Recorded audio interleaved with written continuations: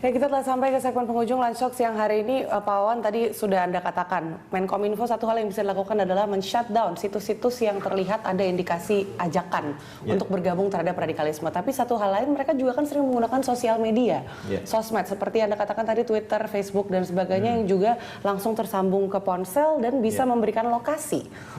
Nah, itu apa lagi yang bisa dilakukan oleh pemerintah untuk melakukan deteksi dini dan pencegahan terhadap terbentuknya kelompok-kelompok ini, karena radikalisme juga tidak terjadi dalam satu malam. Ya, memang persoalan pertemanan itu mereka lebih percaya teman, sahabat atau keluarga. Kalau orang-orang baru yang masuk, mereka curiga karena jangan-jangan ini jebakan, jangan-jangan ini dari aparat keamanan untuk mencoba menyusup, dan mereka lebih sulit ya untuk itu. Orang yang berangkat pun ke sana itu biasanya harus ada yang merekomen. Ini rekomendasi dari siapa? Apalagi untuk newcomer ya, datang baru mesti harus ada rekomendasi. Ini untuk mencegah infiltrasi pemerintah ya? Iya, mereka juga melakukan kontra infiltrasi, kontra intelijen versinya mereka. Ya.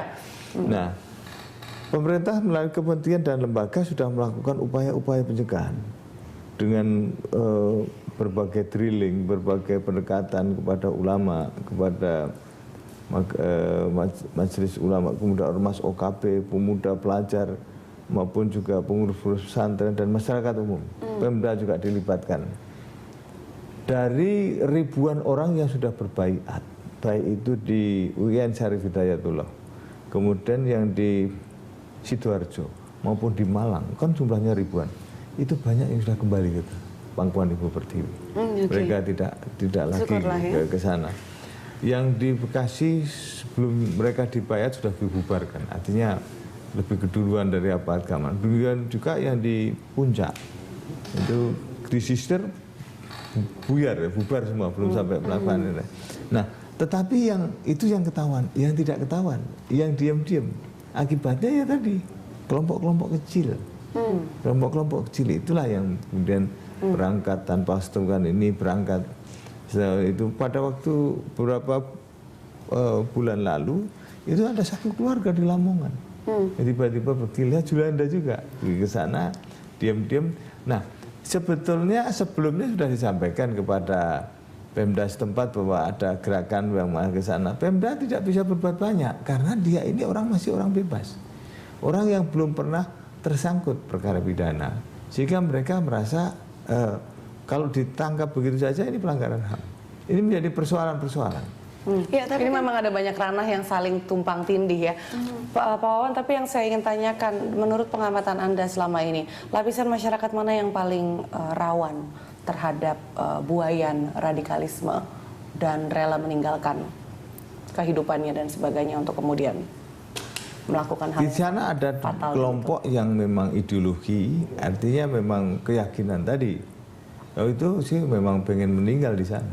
Tapi kelompok juga yang ingin mencari sesuap nasi, karena iming-iming gajinya yang besar. Ya, saya dengar bisa dapat sebulan 100 hingga 150 juta. Apa benar begitu, Pak Wawan? Betul ya? Memang betul. Paling rendah itu 20 juta. Kalau kayak gitu perputaran uangnya juga harusnya bisa dilacak dong ya sama perbankan kita. Tapi kalau itu kan kalau dikus dalam rupiah, dibayar di uang sana. Kalau dikus rupiah seperti itu. Kalau misalnya perbankan mau melacak itu kalau ada transfer. Kalau tidak ada transfer kan enggak. Kalau cash kan, susah ya. Cash kan hand by hand.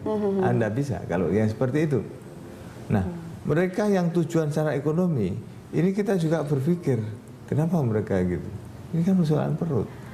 Ya, baik Pak Wawan, terakhir, ada tidak closing statement atau pesan untuk masyarakat jika mereka agar menghindari keluarganya terlibat aktivitas ISIS? Ada tidak pencegahan internal dari pihak keluarga untuk mencegah keluarganya terlibat ISIS? Ya, sebetulnya keluarga ini penentu utama supaya mereka mengawasi gerakan dari keluarga ini. Tiba-tiba ada sesuatu yang berubah.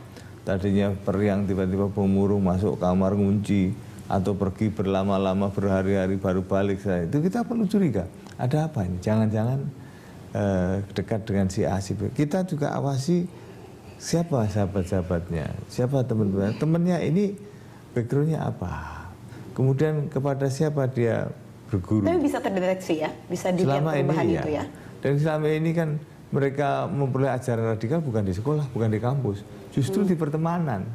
Nah, itulah sebabnya maka kita perlu bareng-bareng menjejak kalau masing-masing keluarga ini bisa bersatu untuk mengawasi anak-anaknya, putra-putrinya atau saudara saudaranya, itu terasa lebih nyaman ketimbang hanya bergantung pada aparat keamanan yang jumlahnya sangat terbatas. Artinya pencegahan tetap berasal dari rumah. Iya, betul sekali. Seperti segala sesuatu yang lainnya. Terima kasih Pak Wawan sudah berbagi informasi dengan Lunch Talk siang hari ini. Pemirsa, kita akhiri dialog khas Berita 1 Lunch Talk sampai di sini. Namun jangan beranjak dulu. Usai jeda berikut kami masih akan kembali dengan sejumlah informasi lainnya.